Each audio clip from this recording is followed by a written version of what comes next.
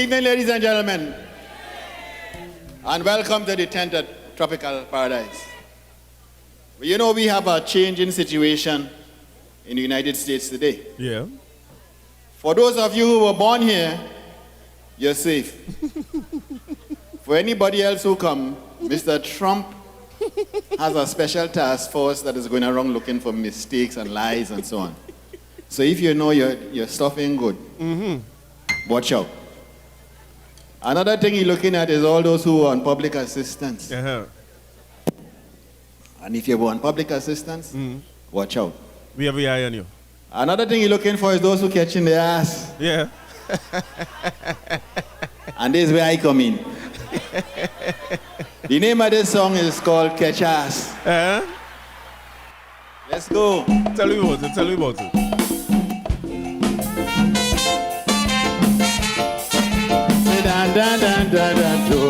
Yes.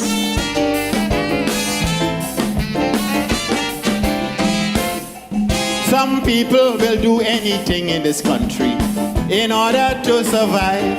Yes. They will beg, they will borrow, they would steal. And some will downright connive. Catching tail, catching hell and royal nenen is all them stage they so fast. They've now reached to that special condition that you call catch ass.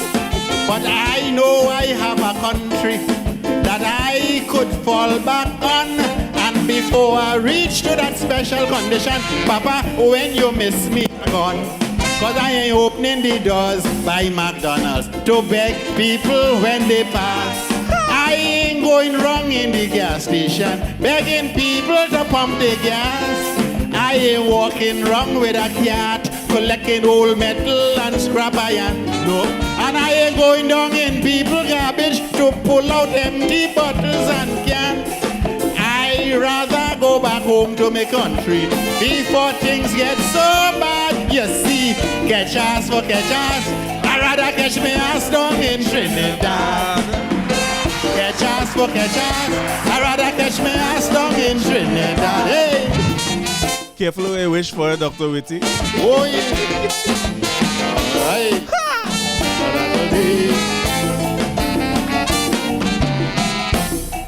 You remember how we were happy and glad when we got that visa to come? We arrived with a suitcase of hopes and, of course, a bottle of rum. Well, some rose high, some got by, and some others really had a heart for. But rather than pack up and go back home, they prefer to stay here and crawl. But I will sing country road, take me back to where I come from. I'll be going back home with my suitcase, and of course, I carrying back the rum. Cause I ain't going down by Fulton to say, hey, give me something day when a partner pass. I ain't running up on your car with no squeegee to clean your glass. I ain't putting on army clothes to play as a disabled war veteran. And I ain't bobbing and weaving in traffic with two pole and spring in the hand. I rather go back home to my country before things get so bad. You see, catch ass for catch ass. I rather catch my ass down in Trinidad. Catch ass for catch ass. I rather catch my ass down in Trinidad. This is to send for all your foreign friends, right? Who talk about backing Kamala but they vote for Trump. Send it to the Puerto Rican. Now Trini people are so happy-go-lucky, they just make catch ass look like lime. And there's one kind of clothes they wear whole year. There is no worries about winter time. No. Some get real creative when they see the tide getting low. Like some of them would play Obiaman and some would run the sing Calypso. Even a vagrant tell me every year he sure to pick up a white woman because he will come in down Juve morning and fit in a mud mask band. So me is staying here to shoplift and then I had to peddle the things at tea. I too old to go and tote shopping bag by Key Food and Western Beef. And to sell cigarettes loosely, the police feel that is too extreme. And me ain't begging you to buy chocolate to help out my basketball team. I rather go back home to my country before things get so bad. You see, catch ass for catch ass. I rather catch my ass down in Trinidad. Catch ass for catch ass. I rather catch my ass down in Trinidad. Hey. All you have to practice back all your Trinidad accent. All you will say fly and why. You have to get back your why.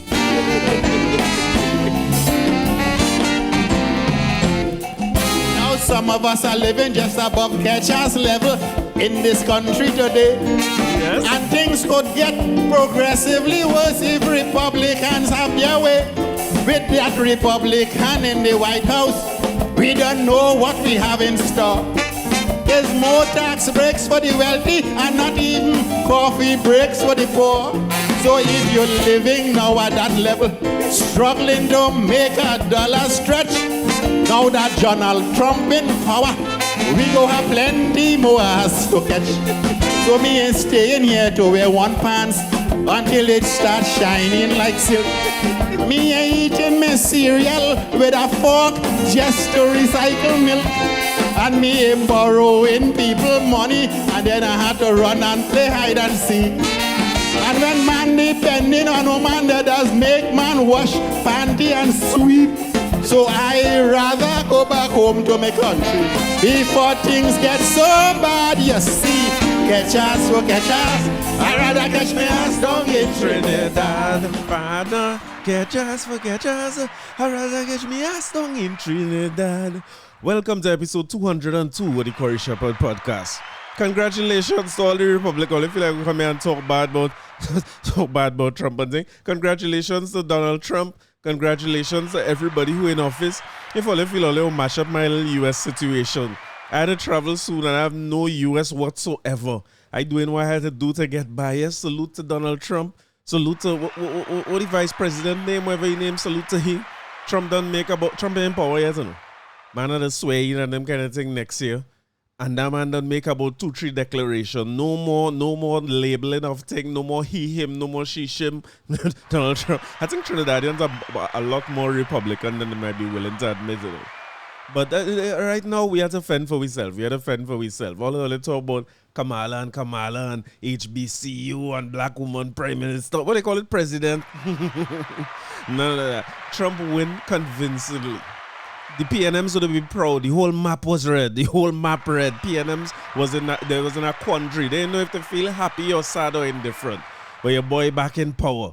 So just a little song, lively catered to all the people who out there and all you watching. All the money you always send home. You know the money you was sending home as a little nest egg or to build up the house and thing. They spend your nest egg. We don't have no US down here. I just want you to know. You're not coming back too much. The money you send to build your house, they never get past the foundation. I just want you to know. Your cousin and your uncle and them, they never build no way plan. It's only steel up in here. Nothing can happen. There's another person's house they're sending you a picture of. So don't follow Dr. Whitty. Because all the talk about in this song happening right here in Trinidad right now. We say people wiping glass by stoplight, that happening right here. People dodging traffic and how water selling, that happening right here. So Dr. Whitty, pick your battle wisely. And as much as all you want to come home right now, or it might be up to you whether you're going to get to come home or not. He might come home by force. He might come home by the task force, according to Dr. Whitty. Try all your best and hold it down over there because we're going to need some barrel and thing, right? Well, if you want to scrape up and come a yard for them business. We're going to need few barrels. We're going to need some tall socks. We're going to need some Nikes. Watch when on the better scrape up and you get and then you run come a yard. Run come a yard and then you run come a yard. Scrape up when you get and then you run come a yard. Run come a yard and then you run come a yard. Scrape up. I want pants to get John Talk. Scrape up. I want boat to get Claudette. Scrape up. A US money where you get scrape up. Canadian money where you get scrape up. The England pound where you get scrape up. They want Obia man and me a scrape up. Now watch me do. I am a scrape up. They want liquor Harry. I am a scrape up. Pop. Or the better scrape up when you better then you run come a yard. Run come a yard and then you run come a yard. Canada can't hold we again. America can't hold we again.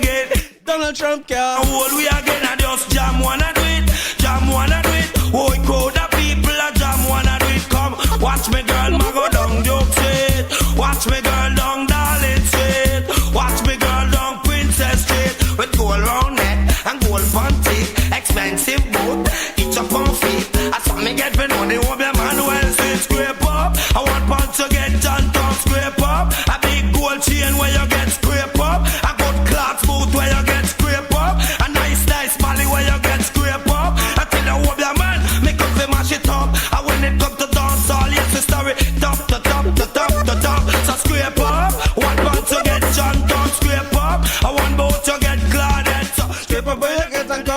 Trinidad.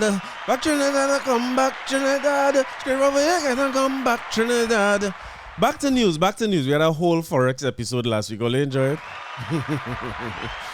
As predicted last week, more banks make more announcements. I see people talking about the spike in the rate of US to TT today. Expected. As a matter of fact, as I was saying on Facebook, I think that the banks and the Bankers Association probably come together and plan that they're all going to cut credit card and debit card spending at the same time. It makes sense. They had to come together and do it one time, because if each bank do that every single month, it just creates a bigger panic and a bigger run. More people will call the bank and ask for US or try to take out the US account and hold it in cash if the banks keep announcing these kind of things. Banking is based on the perception of security. Once that perception of security or the perception that your money not secure gone, the banking system don't hold up. But let me talk about positive things first now. Let me start with something positive. Last week was heavy, right? I saw something that said Trinidad and Tobago, much to my surprise, might be surprised to Dr. Witty too. Trinidad and Tobago is one of the best countries to visit in 2025 according to Lonely Planet. Who would have thunk? According to Brent Pinheiro, you from here? Trinidad and Tobago has been named one of the 10 must-visit countries on Lonely Planet's Best in Travel 2025 list. The international publication listed TNT alongside the likes of Armenia. I feel like you're telling me something about it. If you open with Armenia, you ain't telling me something about this, right? Okay. The international publication listed TNT alongside the likes of Armenia, Paraguay, Fiji, and Cameroon as countries that travelers should visit for their tropicality, unique attributes and experiences, including food, history, architecture, art, vibrant local culture, and natural beauty, along with their ongoing commitment to sustainability, community, and diversity. Which Trinidad? TNT's food scene in particular was highlighted by Lonely Planet, calling it a panoply of flavors with African, East Indian, French, Spanish, English, Dutch, Chinese, and indigenous influences. I wonder if they're talking about these Chinese shop in St. James. I wonder if it's them kind of Chinese restaurant. Anyway, the Best in Travel 2025 list is broken up. The list is broken up into 3 categories. Brent, you had to write properly. I done can't read. You had to write properly. The Best in Travel 2025 is broken up into 3 categories, of which 10 destinations are featured per category: countries, regions, and cities. Trinidad and Tobago is the only Caribbean country featured on the entire list. Lonely Planet says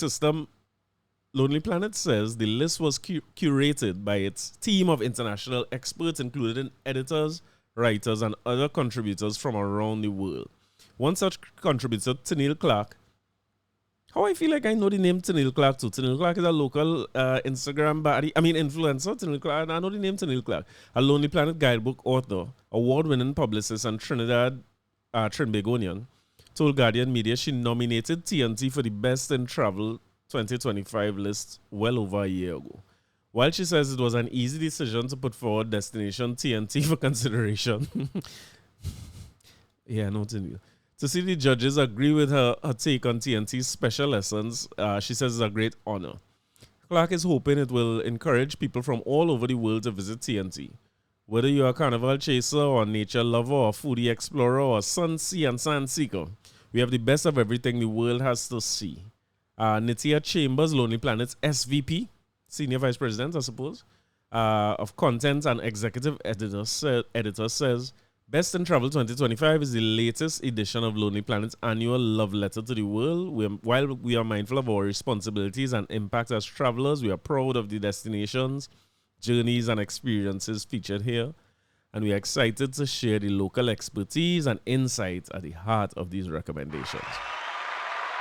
As a small country, you had to celebrate these things, right? You had to celebrate these things because it's so fitting the way Dr. Witty put his song on a great Calypso, right? I remember the first time I heard a Calypso, and I wanted to think about this, right? Dr. Witty that performance is from around the time Trump was elected the first time. That wasn't even recently, but you see how relevant it is. Trump is on the same vibe that he was on before is more or less what he went on. And I saw some things in the lead up to that. Give me about 15 minutes. Let me talk about them Yankees and them now before I get back to how nice Trinidad is and so on, right?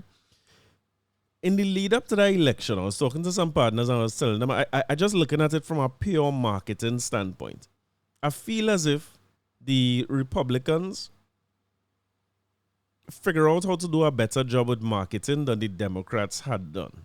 I'm not sure when I listen to the policies. I mean, forget policies, right? If I had to choose between these two people, it's easier for me to choose somebody like Kamala, probably because she looked like me and she closer to me. You know what I mean? We trust people we're more familiar with, and we might have distrust for more people. That's tribal, right? It's natural, and it should be talked about more. We shouldn't hide to talk about these things, because sometimes when we bury our head in the sand as if we're supposed to be impartial and if we have no biases, there's no such thing as somebody who operates completely objectively and without biases. Your bias is inherent, and most of your biases unknown.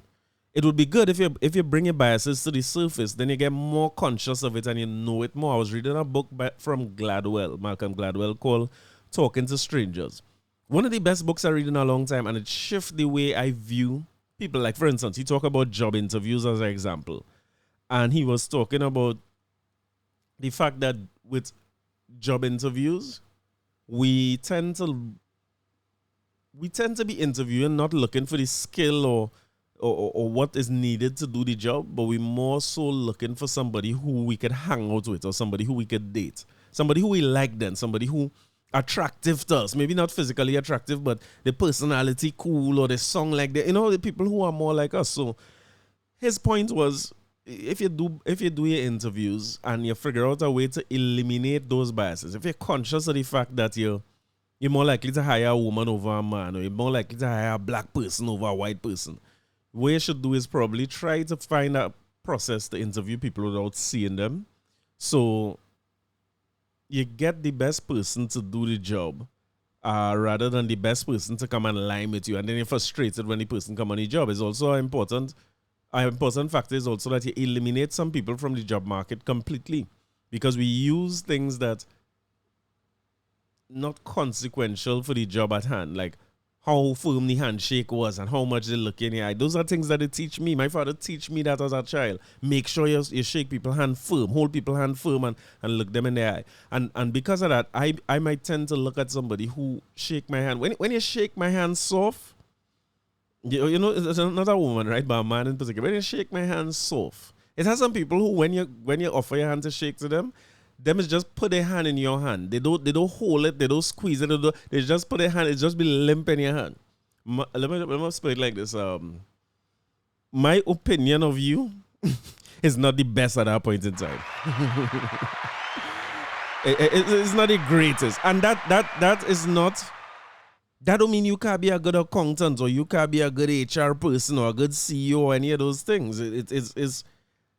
It's inconsequential when you think about it, and it does eliminate some people from the job market completely, those metrics and those types of measures, because, for instance, when they talk about neurodivergence, people who think differently and so on, they're not going to look you in the eye in the same way. Eye contact don't mean the same thing to them, but that might mean they might be great at the job that they have at hand. So getting back to Kamala now, Kamala familiar to me, and maybe that's why I vote, but I think for me, again, I vote on very, very frivolous things. I vote for frivolous things. I'm not the best person to take advice on who to vote for. But one of the things that I do feel like leaders should be is inspiring. They should inspire something in us, something to look forward to. Because you see, just how the banking system is based on confidence, I will say capitalism and all its systems, it's just based on the perception of confidence. I wake up, and I talk about this all the time. You don't spend money based on the money that you have. You spend the money based on the money that you expect to have. If you expect that money is flowing well and you're going and get a bunch of money, and month end you will get pay, and mid-month you will get a little bonus, and you spend based on that, and you plan out your vacations and all the different things that you have to do based on what you expect to earn. If there's some reason, let's say tomorrow, God forbid, knock on something, right? If tomorrow your job threatened, and you realize, boy, listen, next month I could be out the door. This month here, you will spend less money because you anticipate that you're going to earn less money in the future. So you go hold back, you go tighten the reins a little bit until you get through further. All this going somewhere. But when I look at the ability to inspire between Kamala and Trump. One of my fears was that Kamala wasn't very inspiring to me personally. I would have probably picked her because she more measured. I think Trump, I'm documented. I think this man's senile. Wait, I can't say this no more. Sorry, let me cut that part out. I think Trump is a great leader. I forget what is happening. Yes, I have something to stamp in a couple of weeks and all. Going to set me up. But she more measured, and she seemed to be somebody who more hinged. You know what I mean? Who more together, who more sane. And but I don't know if they do the best job putting her together. And I saw when Trump went on Joe Rogan's show, being the biggest podcast, and maybe one of the biggest, NBC and Fox and them people still have more numbers than the podcasters and so on. But I think the podcasters have more believability or more credibility. I don't know if that is fair or that is reasonable, but that is what it is. People believe Joe Rogan. So Trump went on Joe Rogan's show. He went on a little youth man named Aiden Ross, who was just looking like he happy to have him there. Can't ask a single question. This boy is 20 little bit, multi-millionaire. He completely out of touch with anything that happened in America. What he living in is not the real America. But people look up to him of all walks of life, young people in particular, who may not be the people who rush into polls or rush into vote. And when Trump seen on that platform, like Aiden Ross live stream, he just come across as a cool dude, you know what I mean? Just come across like he cool. And then when you look at Kamala, she coming across like she's scripted, like she just been told what to say, or she figure out something nice to say and she just say it over and over and over in every speech that she make. When I see Trump send his son to academics, academics is another live stream and thing, them fellas and them is not a whole lot of substance, And they, I believe, including Joe Rogan, they are willing to put their support. Joe Rogan may be a little more, he more mature and he more intelligent and worldly and informed than some of these youths, right? But even him, they might be willing to put their support behind the candidate who shows up by them. They're glad the candidate there, they like the person, the same inherent biases that I talking about before is what will cause somebody like Joe Rogan. When he see Trump, he see familiarity. He closer to seeing his own father or his own grandfather. And even when you hear Joe Rogan talk, somebody who I consider to be intelligent, you're hearing him talking about Obama or Kamala or the Democratic side in a way that the things that they say and do are untrustworthy, and they have a hold on traditional media and so on, which of course he competing with them. So of course he wouldn't might not have the kindest things to say about them. But you hear him almost everything that Trump say completely believable to Joe Rogan. And when they're not believable, he excuses it as a man who have vibes and, sometimes he's over talk and sometimes, they just excuse it. And it's them little inherent biases that I feel like the Democratic Party might have missed. And they didn't get her to talk. I think that she should have been very early. If she had 100 days to go on her campaign, which is unfair to her, I think she should have gone Joe Rogan on day one. First day, one talk, just talk for a few hours, you know what I mean? You could talk about pretty much anything. Just talk about stuff that you're interested in life. He could ask you a whole bunch of political questions, but he unlikely to, because he more interested in a cigar and a drink and the vibe of the show than trying to pin you down to anything. But anyway, this all coming back to Trinidad, right? Although they start to act up on me and switch, everybody don't like when anytime I talk about anything foreign too long, people start to get agitated and aggy. All this is coming back down to Trinidad and Tobago, right? Because just like how Biden, who definitely senile, right? This man is definitely off his rockers completely. I think when he decided to step aside, which was too late, right? He should have stepped aside 2-3 years ago. But I guess when you have a man who beat Trump before, and you're still afraid Trump, you want to pay him back, right? Even if you had a Weekend at Bernie's him. You remember Weekend at Bernie's? Weekend at Bernie's, they had to hold up a dead man all over the place to get his inheritance. Even if you had a Bernie's him and put him out there, they was willing to do that, right? And I think that beyond him holding on to the reins of power for too long and not handing it over to Kamala, and you give her a short space of time to really put a campaign together and so on. I wanted to go back to the first day they announced Kamala Harris. Biden was behind on every poll, at that point in time. Well behind. He was falling more and more behind as he makes speeches and he fade into black and saying things like that debate against Trump. It had he's just leaving sentences unfinished and mumble off the end of the sentence. He didn't look all the way together. Whatever injection they was getting him to keep him burning, it didn't work. Right? And but just remember that when Kamala was announced and so on, the tables turned sharp. Trump was frightened to come to the debate. Well, not frightened, but he wasn't sure about the debate and he had prepared for this one, but he already had Kamala now and all them things. And they got a big bump when she came on. And the first debate they had when Trump say, they're eating the dogs and the cats in Springfield, Ohio. It didn't come off the best. She had some momentum. But slowly but surely, he starts to gain back that momentum and man gets shot in the ears or not shot in the ears or whatever it is. Man hide in the bush to shoot them and so on. He get back all the momentum till he just take back power. He take back, should I say absolute power? He take back a lot of power. But one of the lessons to be learned, I feel that we could apply here is that the Democratic Party find themselves in a position where they had a leader who was over the hill, past his most useful days and so on, whatever term you want to use, right? I know this man alive still, and I know this nigga was dead if you know. But past the useful term and they hand it over to somebody else, right? I am not sure that was the best decision ever. Because if you have a political party, it might be beneficial to you to go through the process of an internal election. And sometimes we defend these things for the party that we like, right? Because we like the PNM. So we feel like if the PNM do this, they're right. And I see plenty of that in the States. I thought our politics was tribal. But we as first world as it gets, if you want to compare it to the States, yes? But it's a dangerous thing to just decide unilaterally that you put in a candidate there regardless of what happened and not put her through their own internal election process, which you'll call a primary and all them things, right? And I seen a similar situation brewing in Trinidad here, and it's leading to all types of issues. It's already leading to issues because, as I say a few weeks ago, rumor have it that Stuart Young is being groomed. So in my parallel to this is Stuart Young is Kamala and Rowley is Bernie. I don't know if Rowley is senile, right? But he said the other day, he looking to thing and looking to step down. I'm here. I'm encouraging him to make that move. I'm saying that is a great move. I also want to see him enjoy his retirement and possibly leave with his head high and his name good when everybody go and whoever come next and they do when Stuart Young go after about 5-6 years, everybody on both sides of the divide will say, you know, Rowley wasn't so bad. Rowley was a man. At least he used to thing and he used to lead the other. And then so they go find something where, like the Manning and the Pandey, they end up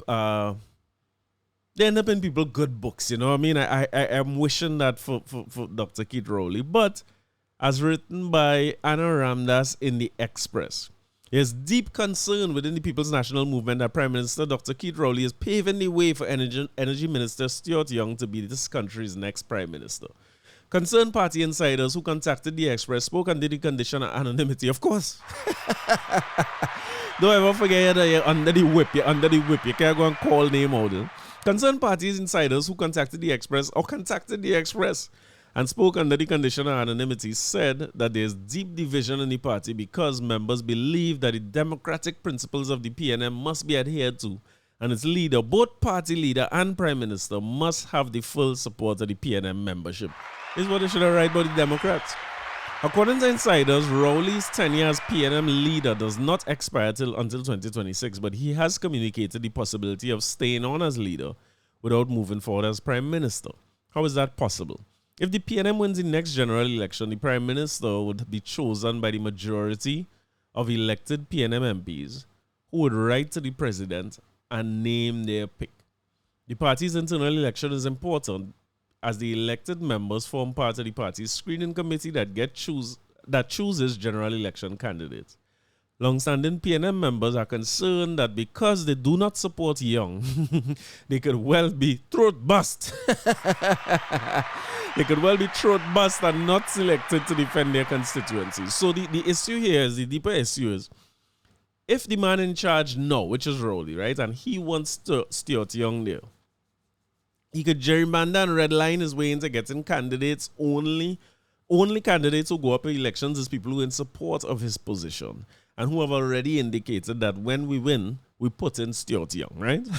Which it goes around the democratic process, right? So, and people know you had to toe the party line and you're under the whip and all these different types of terms that they like to use basically to say that we have one position and we have one vote as a party. And it's known that if you go against what the party wants, which is really basically what the leader wants, it's known that you're going to be, what was it Calypso say? Ostracized and you're going to be ousted. You're going to be throat bust according to Anna Ramdas or whoever say this anonymously. The tension in the party over Young was seen, felt, and heard last Saturday at the PNM General Council meeting at Balize House. PNM executive member Jennifer Baptiste Primer, so you remember Jenny? Well, she was Minister of Labour. She's still Minister of Labour, but she used to be the baddest PSA president of all time before Watson. Right? PNM executive member Jennifer Baptiste Primus voted against the decision to ratify the postponement of the party's convention and the internal election and to hold the events at a later date. She raised concern that a release was initially issued announcing the internal elections and convention. She raised concerns that a release was initially issued announcing that the internal elections and convention were cancelled, which was ultra virus the party's constitution. I go assume that mean against. Me no lawyer. You know. Party sources told the Express that a secret ballot was rejected for the vote and at the General Council meeting, and it was pointed out that 140 members who attended, only 76 participated in the vote. Sources said the PNM General Secretary Foster Cummins directly told Rowley that he has to put the issue of leadership in question with his recent comments in Parliament, and emphasized that there can be no uncertainty as to who their leader is. The Express was also told that there is no race strictly between Cummings and Young for leadership, and there are others who have yet to come forward because at present there is no vacancy for leadership until 2026. Other people said to have leadership ambitions include Dr. Amory Brown, Faris Al-Rawi, and Penelope Beckel. So PNM have a little heat. PNM have a little sauce. PNM have a little action going on. PNM insiders said that some party group members have expressed disappointment over Rowley's continued support of Stuart Young in the aftermath of offensive remarks he made in Parliament against opposition leader Kamala Persad-Bissessler. He said she's Zami and so on, right? She said, yeah, Zami. And they have a house full of girls and so on, you know what I mean? So the PNM, can I go as far as to say that the PNM typically, it's like you will see little brouhahas, but it seems as though they are an institution where 9 out of 10 brouhaha don't make it public. Most of the things seem to be handled internally and handled decently enough, where it don't get to be action.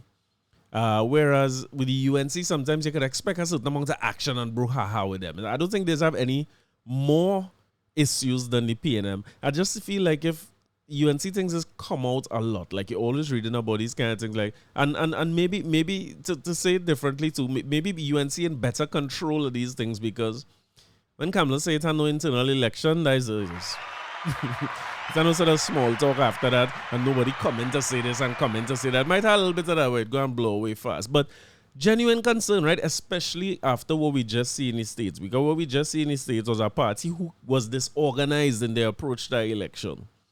And lose that man with all kind of different convictions. He had January 6th hanging over him for some years in terms of insurrection accusations.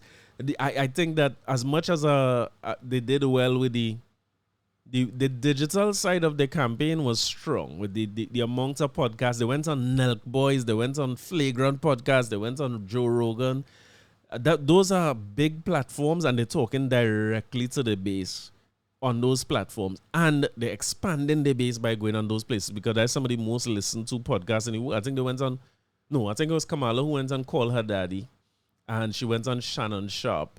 But even when she went on them places don't have the reach that them other podcasts have, certainly not outside the black community, and their hosts don't have the kind of impact that a Joe Rogan might have. And then there was softball questions. The interview with Shannon was a complete endorsement and just softball questions. And I was surprised. Maybe I shouldn't have been that Rogan was the same thing. Rogan was helping Trump answer questions. And that man is want to argue integrity here, but they're helping Trump answer question and finishing sentences for him and helping to keep him on track and, you know, sweeping any issues he have under the carpet right in the interview, live as it gets. And it's so... the end result of that whole thing was the whole map was red. My prediction is that if some of these things they're talking about here, they don't get together within the next year, at least they have a better head start. They're not doing this 100 days before the election, right? So maybe they will distill the issues enough to come out with some solution that at least the majority in the party who decide to stay will be in one accord, and then they could fight an election. These fellas have a rough election ahead of them. I think, and I didn't want to make this a PNM bashing thing. I know they're getting nervous. I know they're getting frightened. PNMites, keep calm. I think that any party who in power right now in Trinidad and Tobago will have a hard time winning this next election. The economy is so great, things rough, crime high, everything that happening now, and I'm not sure if any other parties would have been much different. Anybody who in power now would have a hard time winning the next election, but there's going to be even more of a difficult time if they don't get some of these things together. So, for instance, when you hear Stuart Young, who, let me go back to marketing, right? I feel it was going to put Stuart Young out there as squeaky clean and good family and da-da-da-da-da and all his right. And he fall down a couple of times, he get back up every time he fall, you know, 7-time rise, 7-time fall kind of thing.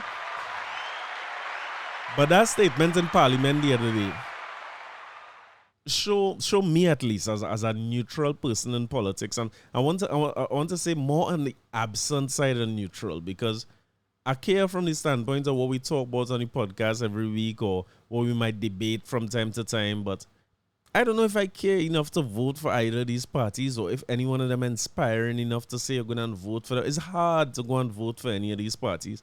And not just party, but some of the candidates, it'd be so hard for me to vote for any of them. But reading from the Express, and I'm not saying it's a star. She's on top of things. You're making sure you cover PNM business. Prime Minister Dr. Keith Rowley says the matter surrounding Government Minister Stuart Young's statement has been dealt with by the Parliament's rules. He said he hopes one day opposition leader Kamala Bissessar will apologize to him and his family for her role in placing on the Hansard that he and his father were rapists and that senior PNM members were engaged in pedophilia. Enraged or engaged? I should not clap that up. Don't clap that, Corey. That's a bad idea. Don't clap that, right? Let me say this, right? I don't like when people do this. And this is one of my issues with politics in this country. One of the issues with politics in this country is never the issue. It's never the problem that, because I mean, even if you're reporting to me in my government, I don't know that I have a problem coming out and say that statement is ridiculous. Nothing about calling the woman Zami and thing is funny. That will not be encouraged and it will be dealt with internally. I don't want to tell you how I deal with it. I will meet with my co-worker one-on-one and say, when we in Parliament, we hear about the people business. If you want to talk people business, go and talk that on Ryson Road. Don't come in here with that. And we go thing and we go apologize, we go hug up, we go move on, or you could be dismissed or move according to how egregious the thing is. I don't understand this thing, and maybe that's my difficulty with the Democrat versus Republican or the PNM versus UNC. My difficulty with it is that these people has been just disingenuous on both sides. I don't know that either party better for the country. These people has been sorting out themselves. Because instead of you rather than reprimand the man for what is a ridiculous statement, you're on people money and people time, it's taxpayers' dollars paying your salary, and you're in work. The best thing all you could find to talk about is who Zami. Well, I kind of like to talk about. I mean, am I being disingenuous now? Because I like to talk about who Zami and them kind of thing. But in my own personal life, if you're on the clock, or go and talk thing, look how much different problems the country have, and we be vexed. This is what I don't understand again. PNM supporters is be vexed with UNC supporters when they come out and say, hey, there's the kind of thing all they carrying over. The people right. That is not becoming of somebody who is being groomed to be the next prime minister. It's not becoming anybody who we vote for. I take my time, burn my little gas, red my whole finger to vote for you. And this is what you're doing to represent me in parliament while we can't afford groceries. I can't even afford my $8 bread. Maybe $8 bread is scarce. And there's the kind of thing you want to talk about in parliament. And instead of you just come out and say that, like you could come out and say that. Like for instance, let me talk about the next statement, right? The matter was unfortunate, unnecessary, and unintended distraction. The matter has been extensively and comprehensively dealt with by the members of the House and the full chair. That is a better statement than, well, she says a thing, and why she ain't. I find it to be juvenile and primary school behavior. When you say, miss, them lash me first, but miss, he lashed me first. And this is leaders. These are the men who are in charge. These are the men who are to make decisions about US. Again, back to that US issue, but these are the men who are to make decisions about US and so on. Let me continue. He said, I trust that, and before I continue, I get my vexed with this statement too. Instead of saying, hey, don't say that, what kind of respect is that for a former prime minister of the country? What kind of respect is that for a woman? The Forex man in the recording say, hey, the mic on, boy, behave yourself, boy. You know what I mean? They might as well join this challenge on TikTok. You ever see the challenge on TikTok where everybody pass a spray ground bag in a pile and then a man come and put a jam sport and a man say, chop rice, chop rice, chop rice, chop rice. They might as well be playing these kind of games in the parliament, but let me read on. I trust that the members for Separia and Couva North are satisfied with Minister Young's apologies relating to the substance of matters, which must have been shocking to all of them hearing such serious allegations from a member of parliament for the first time. I find this a better statement. See, the House has ruled. The Prime Minister said that he was happy with the House rules used to bring justice and relief to the offended members. I would say that I would have loved to hear what you do about the internal party part, but maybe that's not my business. He said, raise my hopes that one day the member for Separia will apologize to me and my family for her role in placing on the hands that my father and I are rapists and my political colleagues and senior members of the PNM are engaged in pedophilia, the heinous crime of sexually abusing children. All right, cool, okay, a little dark. It's not that you're wrong, right? I want to be clear. It's not that you're wrong. The statements that she would have made back then, they egregious. That is a huge turn-off for me. If I'm your supporter and this is the accusation, if you can prove them accusations or them kind of allegations, there is nothing to say about a man. There's like Kendrick said, Jake is a minor. Don't laugh, Corey. Don't laugh. Don't laugh. Don't clap for that neither, right? It's the same. If that's not true about a man, or if you're not sure about that is not something that you could come out and say. You can't use that to get political points. So I agree with him, but two wrongs don't make a right. And I'm not sure that this is like we went from a university economics lesson last week to like a first year social studies lesson this year. This thing all over the place. But why you had to bring that up? You could just tell your boy, hey, you're wrong. Do better than that, Lewy. And tighten up in the parliament so that you're not making these kind of statements and so on. Well, it really went on to talk about that with Vanilla and Toppin and that. She apologized for the comments after facing public outrage. Yeah, so I mean that it is a little disheartening. And I want to say like it's one of my biggest turn-offs for politics, and I know that I am on my own with this, because one of the things I was saying, I think I was listening to Joe Budden podcast post-election, and I was saying that intellects make up a very, very small percentage of the population. Like what do you call that? A student, a fellow in class with me in a class I just finished called Digital Analytics, right? I had a lecture on digital analytics, and one Tobagonian student, salute to my guy Troy, very, very insightful. He running businesses and so on over in Tobago. I like the positions he takes in class and the things he argues and his contributions to our class, right? And one of the things he was telling me, because when we discuss analytics, I was showing them the podcast analytics and the kind of age group people listen to and the kind of numbers we have every week. And one of the things he said, which was very insightful, is like, he said, Corey, I realize I listen to your podcast and I hear the direction you're taking. I see exactly what you're doing. He said you're very, very measured in the way you say things. Your things researched, and You know, you have a style of going about it. You ain't cussing, you ain't making no bacchanal and thing. He says, so your numbers almost naturally going to be less than somebody who take a harder stance on issues like those. And I tell him, I say, yeah, I comfortable with that. I cool with that. I think I all right with that. I'm not in a rush to go nowhere to get no set of numbers. I am not comfortable with making very controversial statements that I might have to defend in court, for instance, you know what I mean? Or when I see somebody, I'm not comfortable with it. So I am decidedly and markedly middle of the road. I just come in to enjoy myself. And if in the enjoyment we could do some little education and edification and so on, I for that. That's me. That's me in a nutshell. But the greater point he was making is that if you spice it up and you put some bacchanal, your numbers will run up quick, which is what we see on Facebook and TikTok and things now. Everywhere you see it, the most controversial people, it almost doesn't matter if what they say is true or if what they say is researched or if it's meaningful. You're going to get the numbers if you're willing to go a little on the edge or a little bit past the edge. And that's the truth about society. So while I find on a political platform, I would rather hear people just distill the issues like many, many years ago. Maybe when I first realized that I was in Lockjack and they were doing that 2020 document. Since then, every single time we have elections, I go on and read both parties' manifestos. I can't too deal with I ain't so good with the PDP and the PEP and all these other rest of men, right? Just the UNC and the PNM.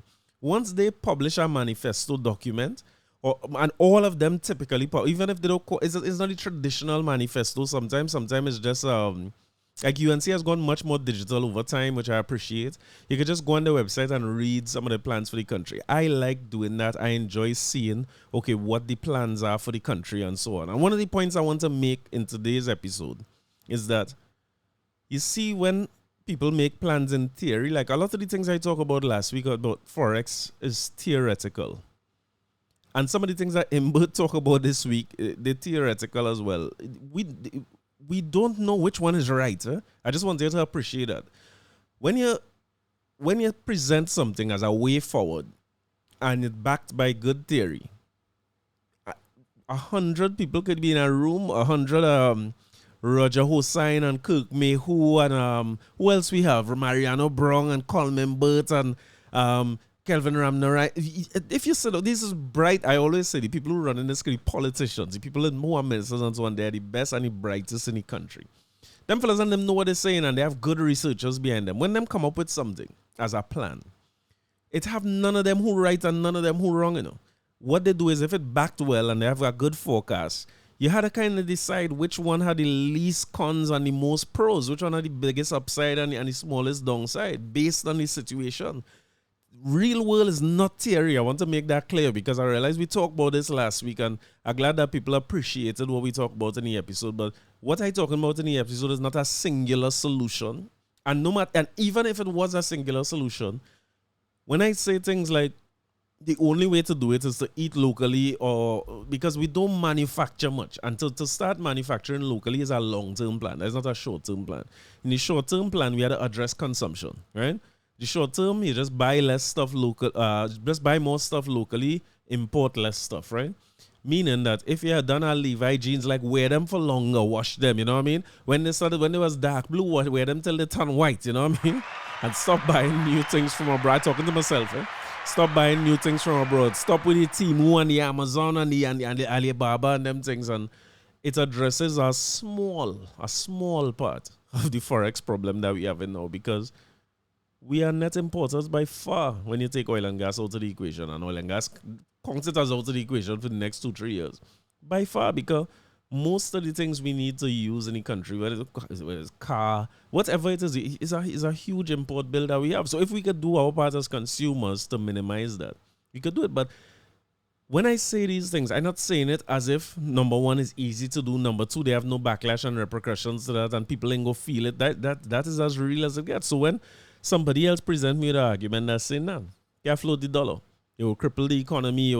I had to understand their reasoning too. And then we had to, as people in power now, if I'm in power, I have the extremely difficult decision to make. as to which one of these routes to go. Because wherever route I choose, it have a downside. And it has some fellas in yellow there who will kill me for the downside. Once the downside come, they go beat me to death with it. And you have to be able to stand up to that scrutiny. So when I look at these types of decisions, they are very, very complicated decisions and very, very which could have long-term ramifications. And when you put them out into the real world, where we eliminate the cover of academic life, the real world happening. Because we could choose what we thought to be the right thing tomorrow. And Trump say, here was he seeing Israel and getting our next dollar and are supporting Ukraine to back Russia and attack them back. All that nonsense we just write on paper, they out the door when all them factors change, right? So, I'm saying all that to say, I prefer to sit down and read the manifesto, see this one plans. I figure to read this one manifesto, see this one plans, and try to see which one I feel go make more sense for at least the next 5 years. At least the short-term things they want to implement, I want to see. I want to tell you that from the time I start doing that to now, there's not a very big difference between the two in terms of policy. They both well thought out and they both could work. So that's why I vote on very frivolous things. After that, it come down to me to who looking good, who dressing nice, who talking sweeter. It come down to them things. I'm not sure that this narrative that we in real good hands with one and we in terrible hands and the world gonna come to end with the other. I don't believe it. I don't believe it for our society. I don't believe it for Trump and them neither. Where if both sides in that U.S. election say, if the next one get in power, that will be the end of democracy as we know it. Both sides were saying that same thing. It's not as big a difference as we might think sometimes. But I prefer to read through, see the theories, and see which one I feel go be better. And I also reading that knowing fully well that when they get in power, there's nothing holding them to that manifesto that they write. They could go in there and actually take the next one. They say, boy, UNC, we win the election. They say, boy, just take what PNM put there. Yes, they're looking better than we use that. They don't have to do anything that's in the manifesto. But that's just me. And again, who if you want to call me an intellect, people who study and went and do degree and who interested in these things might be 5% of the society. 20% if you're lucky, right? If you're lucky, you will get to 20% of people who would understand politics or interested enough or have the measured nature of intellectual curiosity. Oh, that's all. Most people don't. So what people really voting for is a Bacchanal and a Kankalang and she's a Zami. And so I understand that. I understand that while I would prefer not to see that, I am not the people.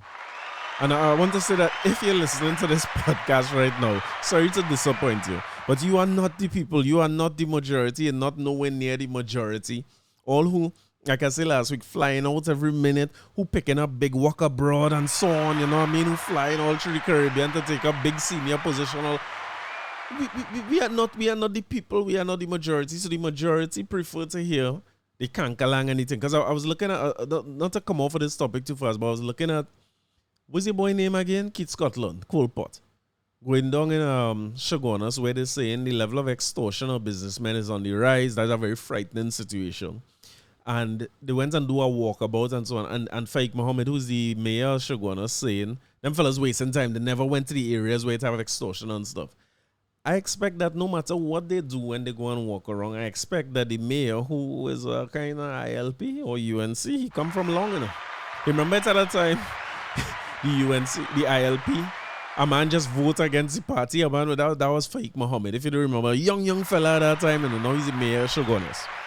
And I expect that whatever they say, the idea behind the opposition is to oppose. So when you look at the political platform and the importance of platforms, where we go and people say, hey, and everybody shout for we, and I mean, even as digitized, like what we talked about in this course over the last few weeks was digital marketing and how important the Instagram, TikTok, Facebook, Google, YouTube, them things critical now. But nothing in beating going and stand up in front of people and talk. Even if you can get shooting in the ears, better fit yet. That's still very important. And showing up in media, showing up for interviews, almost as if people want to get some glimmer of who the real you is. And when you go up there, you see how Dr. Witty was witty in the beginning? You have to be witty. You have to be quick on your feet. You have to be likable. That not going nowhere. So I think we in an era and we looking at a world where when somebody's a celebrity, right? Number one, you feel like you know them. You know what I mean? I used to watch Celebrity Apprentice. I like Trump in that show, and he's saying you're fired, and he big up this one and Omarosa, and I like this show. So you have a connection or a sort of liking for different types of celebrities. And it's going to be hard when somebody's a celebrity, which means they're charismatic, they're witty, they know how to act. You know what I mean? They know how to act under pressure. They know how to deliver lines, all these different types of things, right?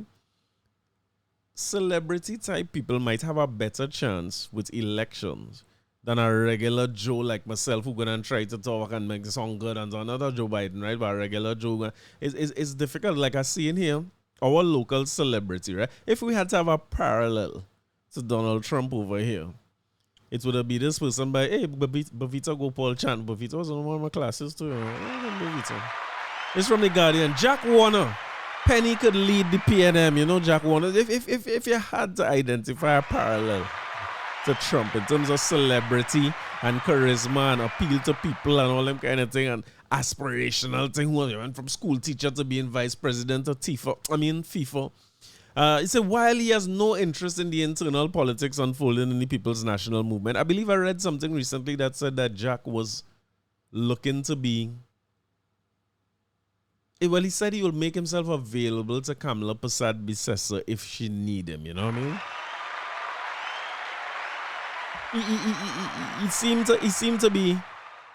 He seemed to be willing to jump back into the local politics if he called on to do it.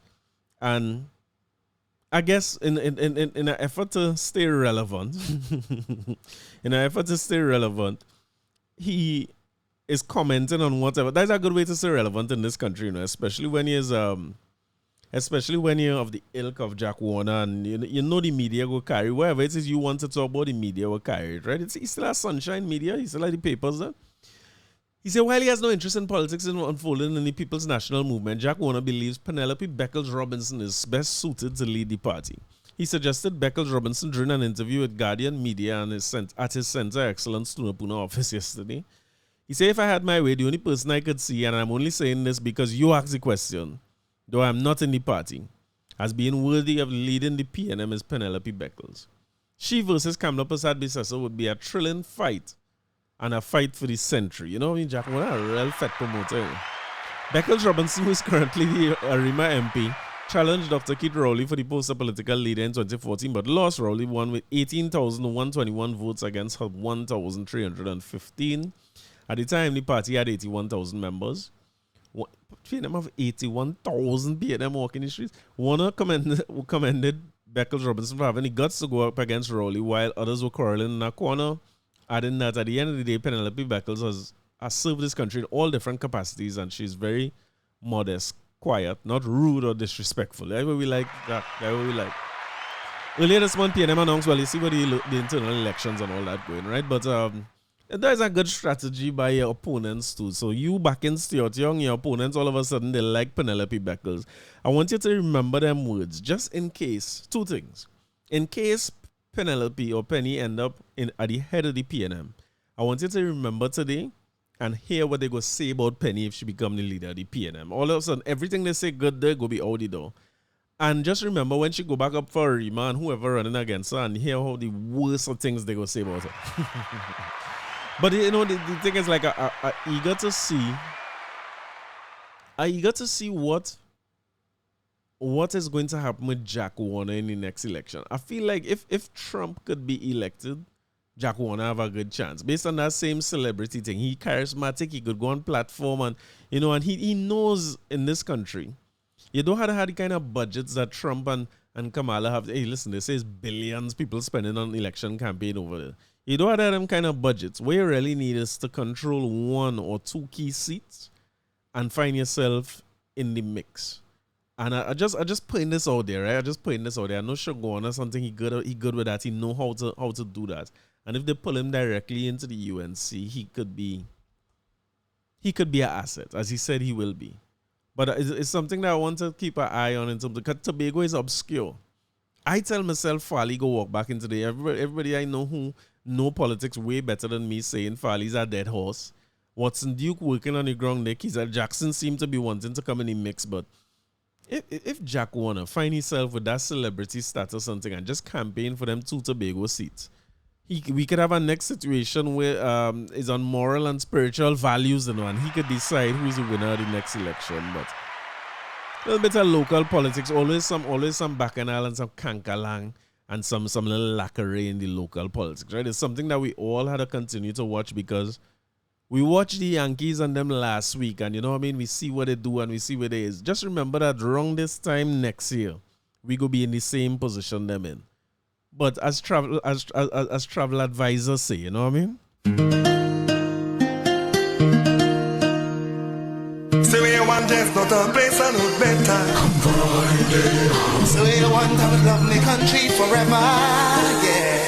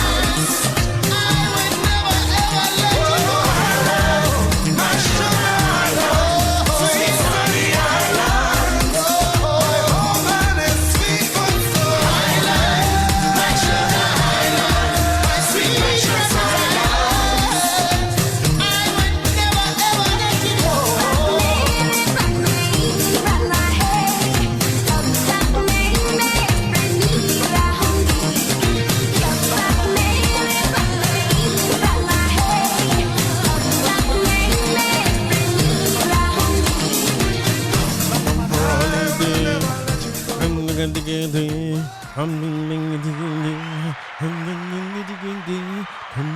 for a holiday.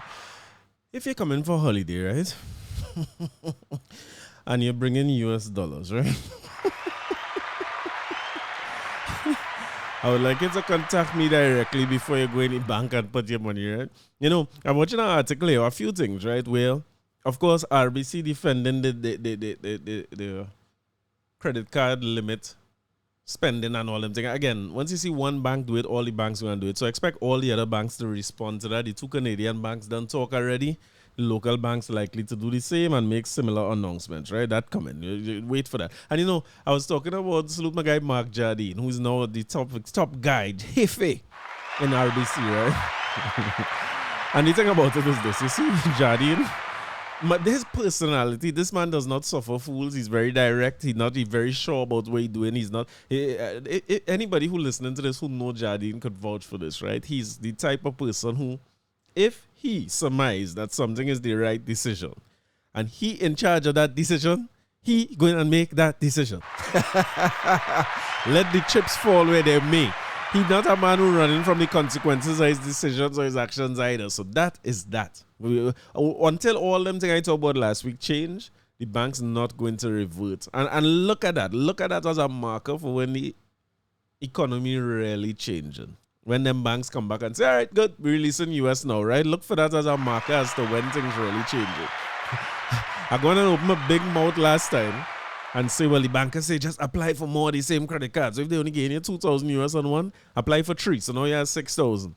All the banks also increasing the fees associated with maintaining a credit card, right? Because I would my fast self, I see Scotia say, well, if you have a black card, you'll get 5,000 US. I say, well, all right. I call her, say, yep, I want a black card. She say, I'm Corey, the fee for a black card is $4,500 annually. I say, all right, I don't want a black card. Talk done, right? But coming from the Express this week, is this Anna Ramdas who write this? They didn't tell me who writes it. They said, headline reads, Imbert, no devaluation. Minister dismisses IMF call and says it's nothing new. So when I talk about devaluation, even the word devaluation, right? When a dollar is controlled, which we talked about last week, right? Where the government sets the price of foreign exchange. You use terms like revaluation and devaluation, right? Which means you choose where to put it. What I was describing last week was when a dollar floating, where you will hear terms like appreciation and depreciation, right? So when you hear the word devaluation, it doesn't just mean that he's not moving it. Devaluation mean he keeping it at 680 or wherever the ceiling is now. It does seem like it could pass 7, right? Wherever that ceiling is now, it seems like they're keeping it right there. And they're not removing that. And they're just basically saying it can't go no higher than that. He not even discussing the idea of floating the dollar to get to the point. Because I did see a few articles this week talking about what happened to places like Jamaica and Guyana when they float the dollar. And these are complicated things. I don't want you to take what we talk about on the podcast. Think about what we talk on the podcast about every episode as an inch of information in what is a problem that is a mile long, right? It is just a smidget of information on what is a mile long. Let me add to the mile, right? One of the issues and why Jamaica and Guyana end up in a situation where the dollar is 200 to 1 and 100 and something to 1.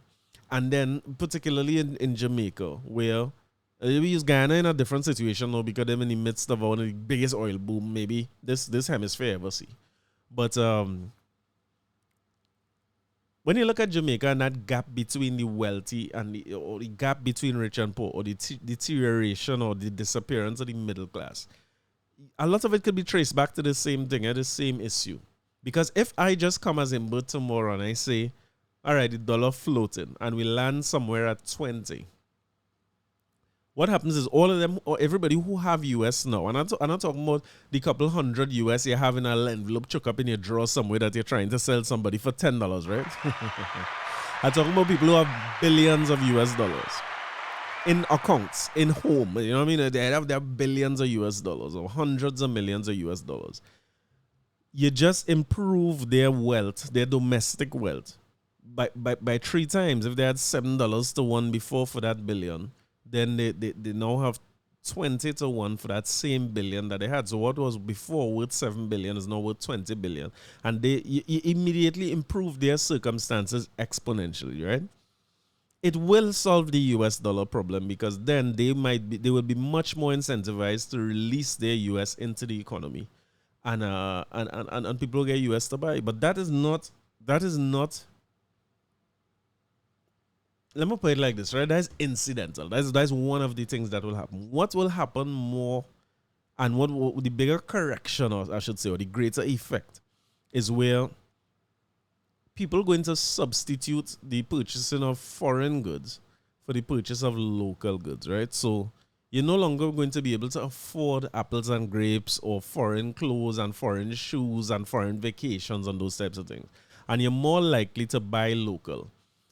The buying local is very psychological, especially when it happens gradually. What you will find is that people who used to wash with Tide Pods go start to find the renexing so bad. They go say it washing decent. You know what I mean? People who used to buy Johnny Walker go start to say 1919 tasting just like Johnny Walker and all these different things. Your taste and preferences start to change. When you do it abruptly, where you have over this a very short space of time, the things that you were buying from abroad cost you triple. It could be debilitating for our economy. Again, I just using the one example of a middle-class person who save enough money and do well enough in life that the child could go to school abroad. And that child in year 1. And them trend fees was about 70,000. You know what I mean? It was 10,000 US a year. That 10 US that costs you 70,000 today, the next semester, if that costing you, how much it will be if you go 20 to 1? 200,000 at that point in time.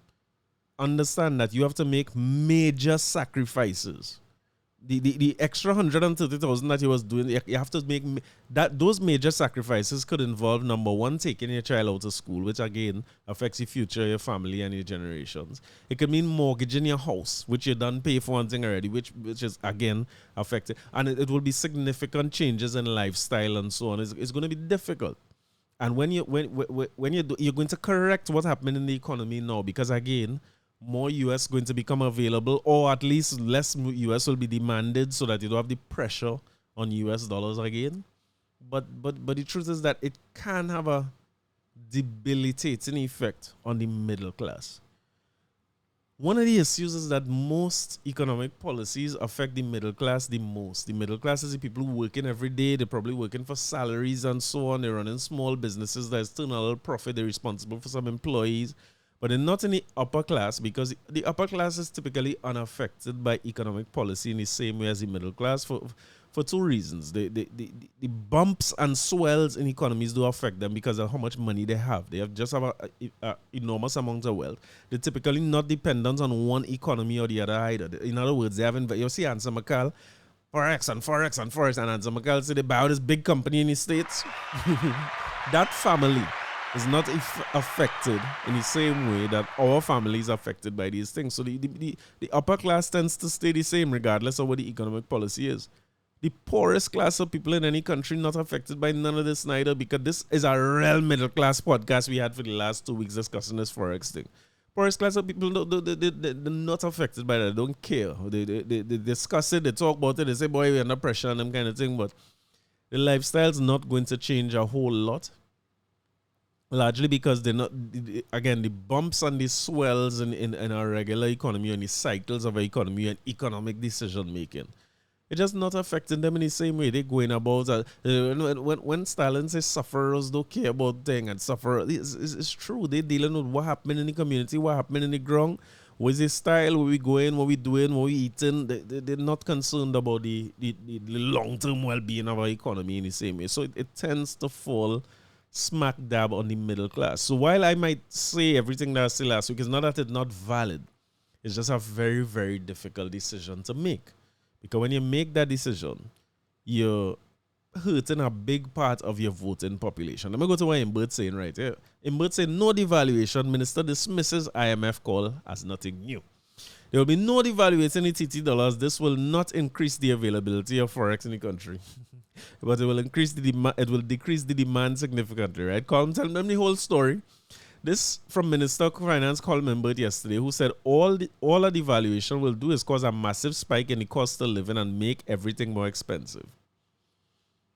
It will, but it will also make us do more with less and buy more local things. It's not going to feel great. It will feel as if you get poorer. But are you really poorer because you have to eat local foods over foreign foods? Are you really poorer because you can't wear Dolce & Gabbana or Shein or Zara and Uniqlo? And are you really poorer because you have to buy things made locally? I don't know, right? That's a rhetorical question. In a media release, Milford stated that he had taken note over the last 2 weeks of commentary on 1, the availability of foreign exchange, and 2, the policy for distribution of foreign exchange, and 3, the exchange rate of the dollar. You see, number 2, I want to talk about that a little. Sorry, pause. I want to talk about that a little bit, right? The policy for distribution of foreign exchange. Commentators, economists, and business groups operating in the country have noted that an ongoing US dollar shortage and difficulty it poses to them. He said the reality is that the IMF's recommendation that the TNT government should allow the dollar to float, which would result in an immediate devaluation. Not devaluation, but depreciation of the dollar, right? But they say devaluation here. It's not new. As far back as 2012, the IMF recommended a greater exchange rate flexibility to allow the pricing to play a bigger role in equilibrium. In bringing equilibrium in the market, right? This was repeated in the IMF's 2013 Article 4 report on Trinidad and Tobago, where the IMF reiterated its view that our exchange rate should be allowed to fluctuate within a wider band. Okay, so they're not saying float. They say the IMF actually recommended what we call a managed float still. A managed float is what we have now, right? But what they're saying is make a wider band. Instead of saying as high as 7, as low as 4, they want us to say the low don't matter at this point, right? But they want us to say as high as 15, and it could float within there. However, the then UNC government told the IMF that they were not contemplating changes to the exchange rate system at that time. Again, in 2014, the IMF told the then UNC government that the forex allocation system is existing at that time had led to an apparently widespread and persistent recurrence of the foreign exchange shortages. However, the then UNC government did not agree to the IMF's recommendation that the dollar should be allowed to float. So this is what I mean when I say, see, politics. The UNC went through this several times before, and them decide not to float it. 2 days, they maintain the same band that we have, but now they have most to say about it, you know. If they come back in power next year, they're probably going to resist this as well. The prudent thing to do right now is probably to resist this call until 2028 when gas and when we back in a boom, then this problem will disappear. So we just think of it as giving people a few years of hardship so that we don't end up where Jamaica or Guyana when they end up back in the day, right? And see if that's something you're willing to live with.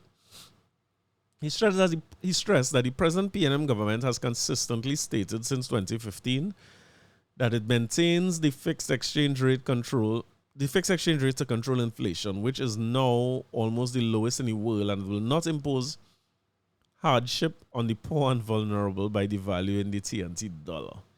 He said it was noteworthy that Barbados, which has been in an IMF program for many years and at one time within the last 10 years has almost run out of foreign exchange reserves, has resolutely refused for the last 49 years to float or devalue its dollar. I believe that while we have a managed float, Barbados one might be fixed. I think they are 2-1. And it's not 201 and 202, them is 2-1. The fact that the Barbados dollar has been pegged to the US dollar at a rate of 2-1 since 1975. Further, the exchange rate control restrictions in Barbados that do not exist in Trinidad. He suggested that the attention should be paid to how Barbados has managed to keep its dollar fixed for so long and how it's managed to restrict capital flows despite being in an IMF program. So he went on to talk about foreign exchange distribution, right? So I'll say that whether your call, right? Or you have some information, you might know your own thing or you have your own opinion about this forex situation. And you might be saying to yourself, boy, better we float it and we buy the bullet now and it will reduce the amount of imports that the country have. You know, we always bringing in this and bringing in that. It could reduce the imports. It could make our exports more attractive too, because people who have to buy things from Trinidad, if we float the dollar, we let it go to $20 or wherever it land.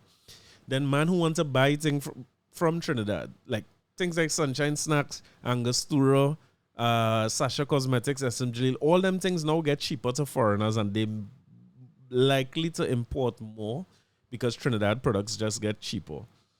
If that's what you believe should be done, or if you believe we should try and ride out the storm, like what Imbert and most of the people who in our government for the last since the 80s, they tend to want to manage the side of it where money is concerned, or the value of the dollar, sorry.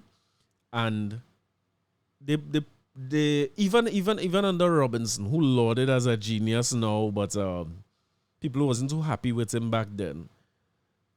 The decision then was more on the side of embargoes, where they stop certain products from coming in, rather than look at the exchange rate itself. So they stop people from being able to buy abroad as a way to arrest the amount of foreign exchange that leave in the country, right? So whichever policy you believe in, or if you believe, float it, let me balance out the situation, hold it where it is, restrict it, whatever you might believe. One of the things that you will realize is that whoever in power between now, call it 2025 and 2027, 2028, you almost, it doesn't matter where you do, you're wrong. I could put it like that. There's no upside to the decision. The economy is what it is. We fail to innovate. We fail to diversify. We're not attracting foreign exchange in the same way, or in pretty much anyway. And we really built around a society where we have a strong preference for things that are imported, and we don't seem to be interested, or maybe not incentivized to export a whole lot. Then we have a challenge on our hand that will persist unless, again, we find real oil and gas, and that make us put us right back in the game. So it's one of them situations to continue to observe. And just remember that there's no one or no simple right or wrong answer to this situation. It is very complicated, and especially economic theory. Every time you talk about economic theory, there's add the assumption in the end, which does not make sense in the real world, but it's good for theory. You say all things remain equal. You know, if all things remain equal, it is a blanket statement that says, once these conditions remain exactly the same, this ought to work. And the truth is that in the real world, conditions don't remain the same for any length of time. And especially now that we have your boy Donald, Mr. Orange in power, right? And you don't know we know what his attitude towards Maduro, which is our biggest gas contract now, or what we call the Dragon Gas deal that's supposed to start to take flight 2027, 2028. You're not sure what his position will be on that and where it will leave us. And you know, they like to talk about if Yankees Sneeze Trinis catch the cold. It's something that we had to observe. But again, he's a man of Kaiso and tune and so on. So if it is we talking about foreign money, I just want to go back to the beginning of where I started this segment. If you come for a holiday as suggested, bring your US and try and sell it now. And ease we up on the exchange rate to sell it. We're going to need it, right?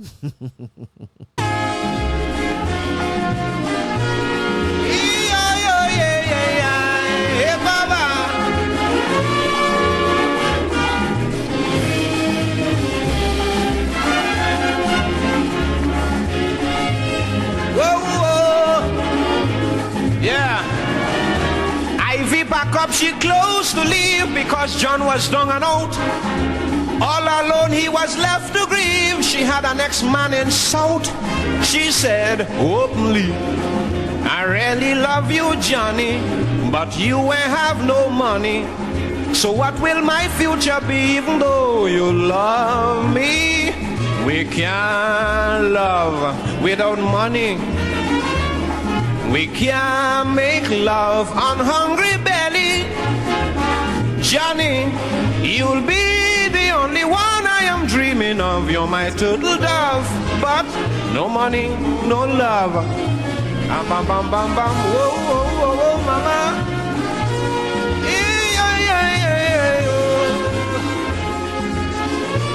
Find some money, Johnny.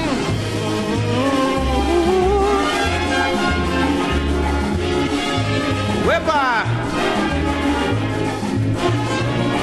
If you hear how we plead with she to get you to understand, listen, mister, she tell Johnny, let go me blasted hand and make up your mind. We got to break up this lime. She said poverty is a crime. You got no money, still you're tangling me all the blinking time. We can't love without money. We can't love on hungry belly. Johnny, you'll be the only one I am dreaming of. You're my turtle dove, but no money, no love. Whoa, whoa, whoa, whoa, whoa, whoa.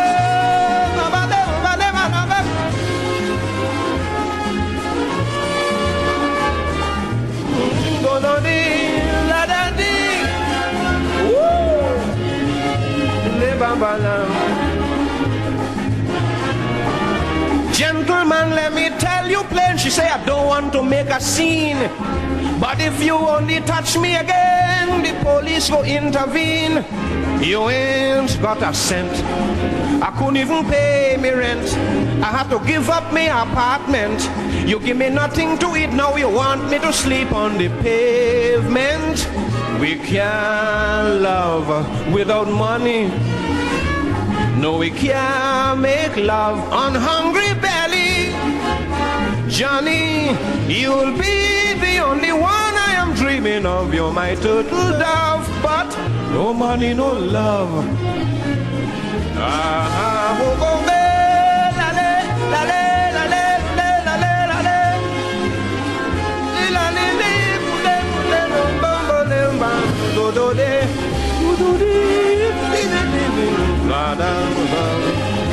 Oh yeah. Johnny nearly killed she with blows. Poor Ivy bought like a cow. Rip off she wig and it tear down she clothes. The South man I want she know. Oh Lord, what a fight. They roll until broad daylight. Charlotte Street was hot that night. She gets some good lick, but she let go some kick and some bite. Singing, we can't love without money.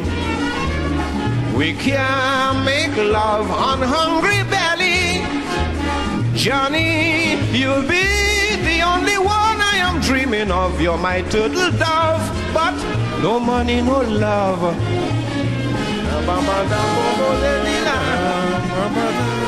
Yeah, mama.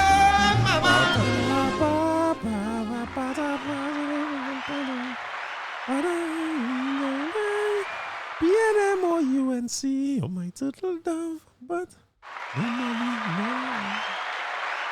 We stick to my culture thing, yeah. Let's come out of this heavy talk. The Milford Rd in Scarborough, Tobago is now officially renamed Calypso Rose Boulevard. Now officially named after Calypso Rose. She excitedly said, "That is my boulevard," pointing at her side.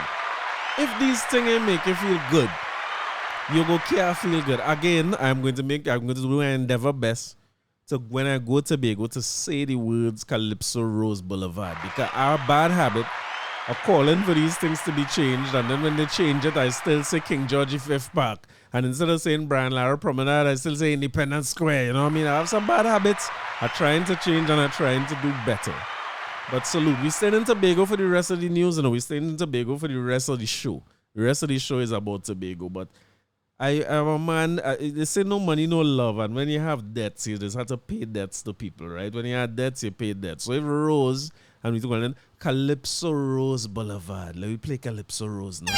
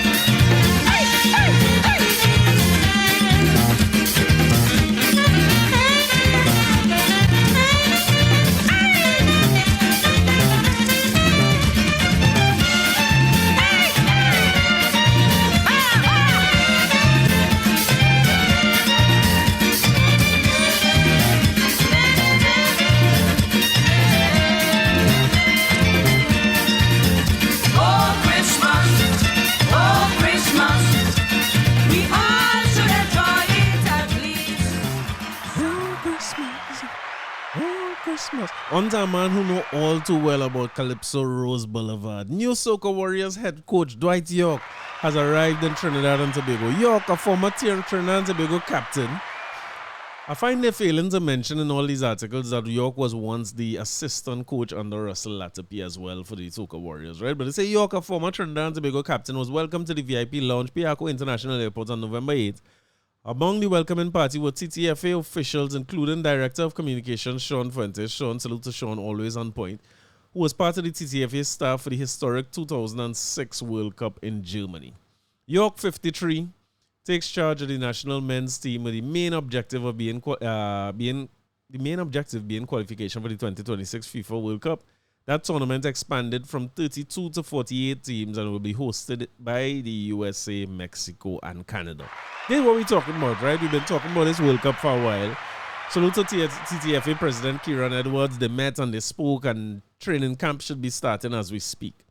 So, a few things about Yorke being here, right? Well, before that, let me give credit where credit is due. On November 5th, Minister of Sport Shamfa Kojo revealed that the government was contributing $2 million towards the World Cup campaign. I hope it's US.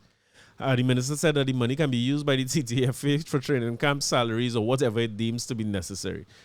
$2 million is not a lot of money for a World Cup campaign. I mean, it's really, the World Cup is in 2 years. Think of $2 million over, like divide that by 24 months plus, and you will realize that there's not a lot of money for a campaign, but we have to be grateful for whatever it is we have. Hopefully that was US dollars and not TT.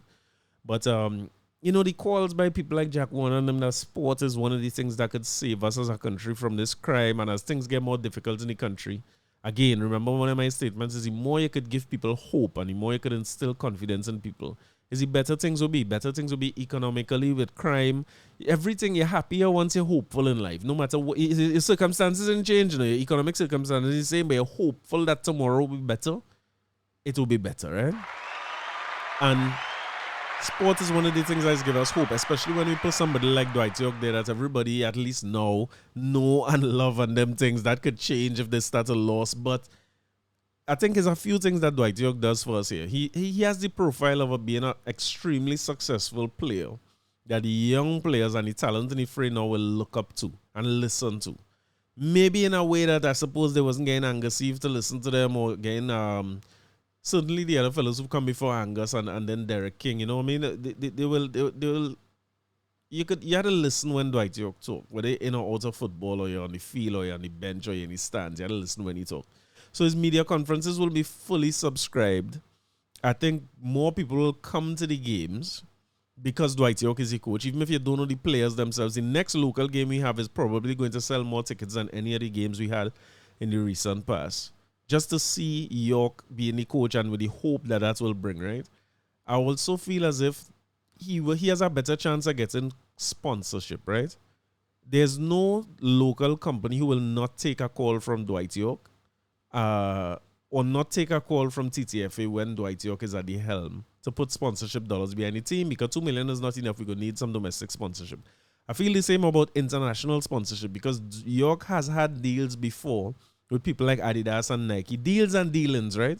So he know who to call. He can get a conversation. He could get doors open that maybe Angus Eve or Derek King mightn't be able to get in them rooms to have them conversations. I also feel as if Yorke, with his name and profile as a player, a treble-winning player, but also as a coach, his name brings something. When he was announced as Trinidad and Tobago coach, it was carried in several British newspapers and all through Europe and in Australia, of course, where his last coaching gig was. When Derek King was announced, it didn't carry nowhere. The news, they him carried that story, you know what I mean? So no knock on Derek King or Angus Eve, of course. I always in support of whoever they put in charge. But I think Yorke bringing something with hope, and he could attract more like foreign-based players who great-grandmother and then was from Trinidad and they have a chance to play for here. I think we had to change some of the rules too. I believe we have some restrictive rules in TTFA that stop a court, like it had to be a mother or your father directly from Trinidad. If it's too much a pumpkin vine, you can't come back. So hoping that we could adjust them rules, because what I see for Jamaica now with Michael Antonio and Damari Gray and a few more fellas who never set foot in Jamaica yet, them don't know nothing more down there. No, Sterling wasn't one. But a few of them playing, if they can't make England team or they're not showing for England team, they're playing for Jamaica. And for us dominating, they're looking good. So I don't know who are the players internationally who have some kind of Trinidadian lineage or something like that, or who might be eligible to play. But if they are out there, I am pretty sure that Yorke is the person to attract them. So salute to Dwight Yorke, and I wish him all the best. I'm hoping that we could I'm hoping that he gets us on the straight and narrow towards qualification. I seeing players training hard. I come here and I bad talk Kevin Molino a little bit about he was unfit. I see he gets signed for defense force. He looking fit now though. All that small talk, he looking good and he looking fit. So I believe that it's not saying here when is his first match. But I want to say the last thing I had seen is that the next time we will be playing is somewhere around February, March, you know. So it gives Yorke some time with the team and some time to make some deals and so on. And one of the things I'm hoping for, a little bit selfish, right? Beyond being able to take Trinidad to the World Cup or doing well, I want to see Dwight Yorke do great here. Because he has been complaining for a long time that his pedigree is showing he has the badges and he has what it takes to coach at the highest levels internationally. And he's saying that race is keeping him back from getting jobs, right? He's saying that it don't give black coaches jobs in the first divisions anywhere in Europe. And this is one of them things where if you end up on Ben Hacker status where you carry the smallest nation to the World Cup, and if we do something in that World Cup, even better. It raises his profile, and maybe now you remember the biases I talked about before the beginning of the episode? You had to look past some of your own biases because this man doing so great and you just want to bring him into your club.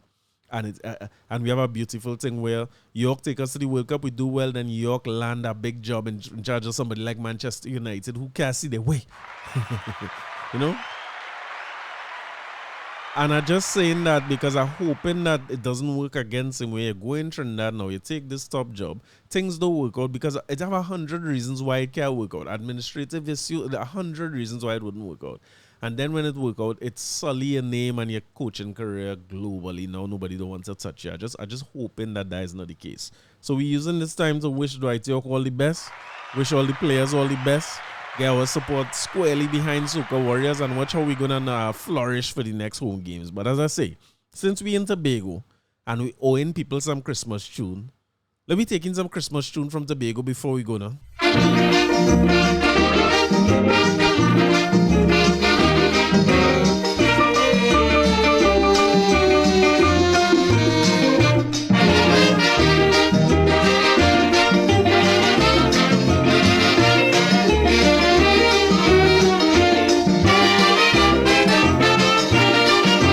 Christmas time is the time for giving. We learned that from since we're small. But from year to year it's the same old thing. Santa's coming to call. We always ignore it or forget it. This we know is true.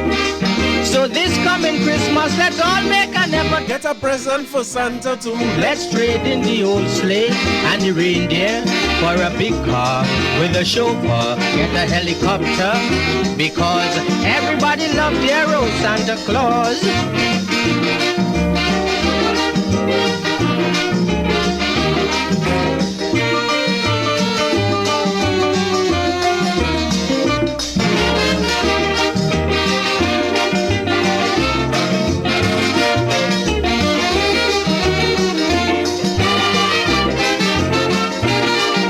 Christmas is here and we all having fun. Santa brought presents for everyone, but he had to squeeze through a chimney for Nicholas. What a horrible place to pass. Why not open me your window or your front door so Santa could bring his gifts? I find that climbing on a rooftop and coming through a chimney is a whole lot of stupidness. Move him from the North Pole cause it's so cold. Give him an apartment with modern equipment. I made a butler. He deserved. Let us show our love to dear Santa Claus.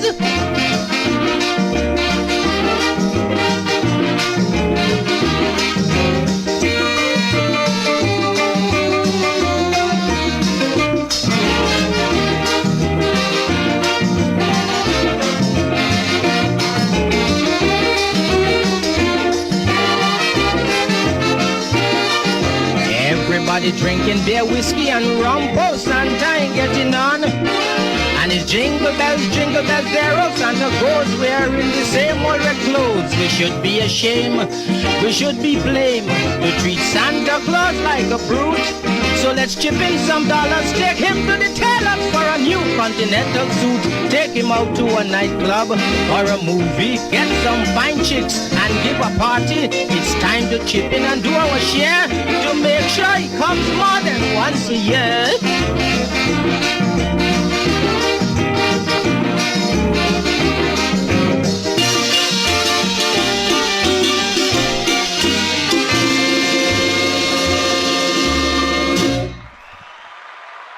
Okay, so if you do, if you're listening to this long enough, you're supposed to know who is the voice, right? If you're supposed to know who is the voice, I'm leaving you with, if Rosie is the queen of Tobago, right?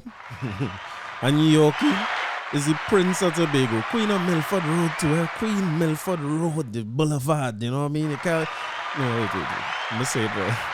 Calypso Rose Blvd. And if Dwight Yorke is the prince of Tobago, we had to close off with the king.